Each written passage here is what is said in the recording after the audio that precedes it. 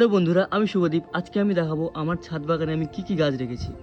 তো আমি আমার ছাদ বাগানটাকে কিছু ব্লকে ভাগ করেছি, যেমন A B C D এরকমই। আজকে আমি দেখাবো আমার বোগেনভিলিয়ার যতগুলো ভ্যারাইটি রেখেছি। তো এইখানে সব থেকে দামি যেই গাছগুলো বাগানের মধ্যে সেগুলো হচ্ছে এখানেই আছে। তো এক এক করে দেখাচ্ছি।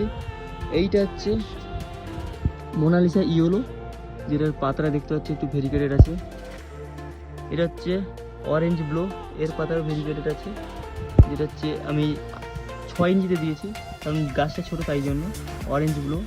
তারপরে এটা দেখতে পাচ্ছি, এটা হচ্ছে অর্জুনা, যেটা তোমরা সবাই নাম শুনেছো অর্জুনা। এটা হচ্ছে অর্জুনা, এখানে প্রত্যেকের নাম দেওয়া আছে একই সাথে।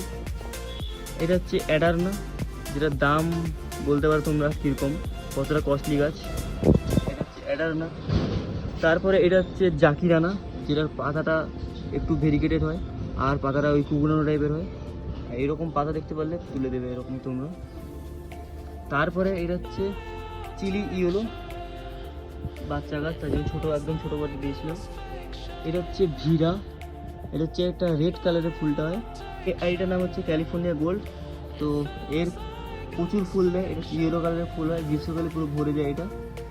তারপরে এটা হচ্ছে চিত্রা ক্রিম, ঠিক আছে, এটা হচ্ছে চিত্রা ক্রিম। এটা হচ্ছে মেরি পোমার, একদম বাচ্চা গাছ, খুব যত্নের সাথে লাগিয়েছি এটা মেরি পোমার।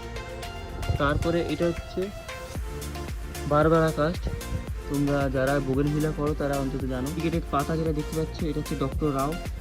এটা এরকম একটা কোনো পাতা বাইরে গাছ নেই, এটা হচ্ছে বোগেনভিলিয়া একটা আইডি, যেটা হচ্ছে ডক্টর রাও।